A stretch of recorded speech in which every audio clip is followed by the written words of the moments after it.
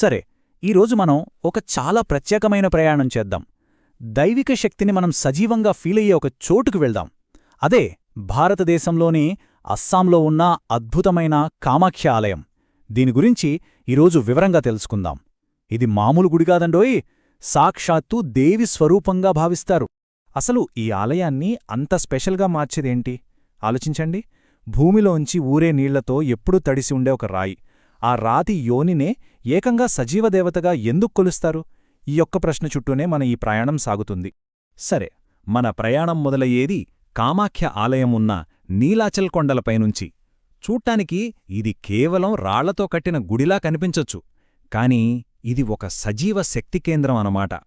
బ్రహ్మపుత్ర నది పక్కనే ఉన్న ఈ ఆలయం మనకు తెలిసిన 51 శక్తిపీఠాలున్నాయి కదా, వాటిలో అత్యంత ముఖ్యమైన, శక్తివంతమైన వాటిలో ఒకటి. అందుకే కేవలం భౌగోళికంగానే కాదు, ఆధ్యాత్మికంగా కూడా దీనికి అంత ప్రాముఖ్యత. ఇంతకీ ఈ ప్రదేశానికి ఇంత శక్తి ఎలా వచ్చింది? దాని వెనుక ఒక పెద్ద పురాణగాథే ఉంది. ఆ కథ ఏంటో ఇప్పుడు చూద్దాం. శక్తిపీఠాలు ఎలా ఏర్పడ్డాయో తెలుసుకోవాలంటే మనం సతీదేవి కథలోకి వెళ్ళాలి. అందరికీ తెలిసిన కథే.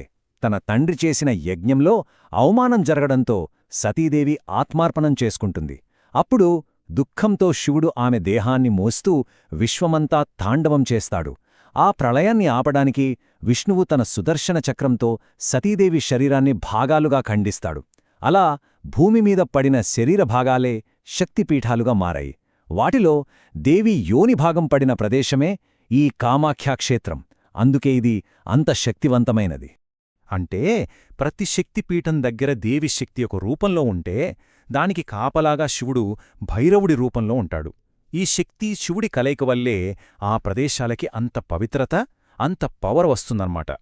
సరే, ఇప్పుడు మనం ఆలయంలోకి, అంటే ఆ ప్రధాన గర్భగుడిలోకి వెళ్తున్నామనుకుందాం. ఇక్కడే ఈ గుడి యొక్క అసలైన ప్రత్యేకత దాగి ఉంది.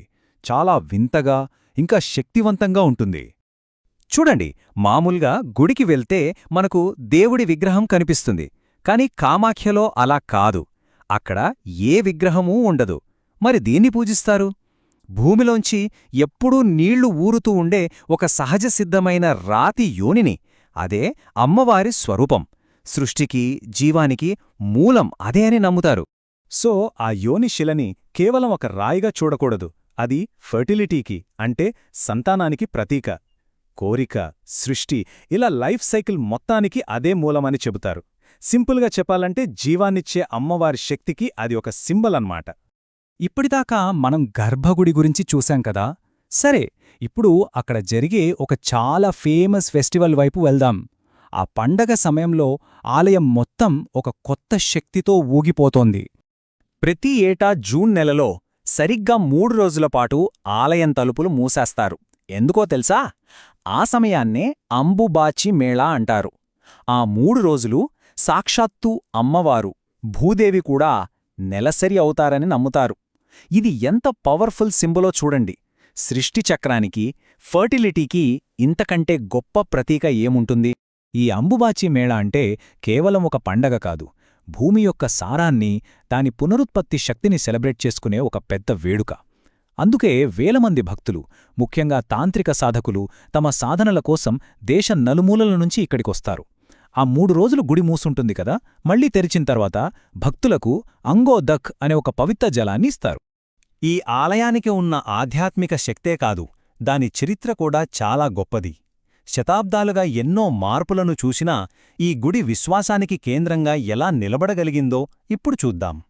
ఈ టైంలైన్ చూస్తే మనకొక విషయం స్పష్టంగా అర్థమవుతుంది. చాలా ప్రాచీన కాలం నుంచి, అంటే కాళికాపురాణంలో చెప్పినప్పటి నుంచి ఇప్పటివరకు ఈ ఆలయం తన ప్రాముఖ్యతను అస్సలు కోల్పోలేదు.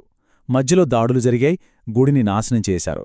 కాని 16వ శతాబ్దంలో కోచ్ రాజు నరనారాయణ్ మళ్లీ కట్టించారు. ఆ తర్వాత అహోం రాజులు దాన్ని ఇంకా బాగా తీర్చిదిద్దారు. ఎన్ని జరిగినా ఇది శాక్త తాంత్రిక సాధనకు ఒక సజీవ కేంద్రంగా నిలిచిందంటే దాని పవరేంటో మనం అర్థం చేసుకోవచ్చు. ఇక ఆలయం ఆర్కిటెక్చర్ విషయానికొస్తే అది కూడా చాలా స్పెషల్. దాని పైభాగం అంటే శిఖరం ఒక తేనెపట్టు ఆకారంలో ఉంటుంది చూసారా, అది ఒకే స్టైల్ కాదు. నీలాచల్, అస్సామీ, అహోం ఇలా 3 రకాల వాస్తుశైలుల కలయిక అనమాట. ఆ ప్రాంతపు గొప్ప కల్చరల్ హిస్టరీకి ఇది ఒక నిదర్శనం. ముగింపుగా ఒక మాట చెప్పాలి. వినయంతో రండి, ఈ కొండ తన కథలను మీ చెవిలో గుసగుసలాడుతుంది అని అంటారు. అంటే ఆ కొండ కేవలం రాళ్లగుట్ట కాదు, దానికో ప్రాణం ఉంది, అది మనతో మాట్లాడుతుంది. సో మనం మొదల్పెట్టిన దగ్గరకే మళ్ళీ వచ్చాం. ఒక విగ్రహాన్ని కాదు, ఏకంగా జీవానికి మూలాన్నే పూజిస్తున్నామంటే అసలర్థమేంటి? కామాఖ్య మనకేం గుర్తుచేస్తుందంటే, దైవత్వం అనేది కేవలం గుడిలో విగ్రహాల్లోనే ఉండదు. అది ప్రకృతిలో, మన చుట్టూ ఉన్న ప్రతి జీవకణంలో, ఈ లైఫ్ సైకిల్లోనే ఉంది. ఈ ఒక్క ఆలోచన మన చుట్టూ ఉన్న ప్రపంచాన్ని చూసే దృష్టినే మార్చేస్తుంది కదా.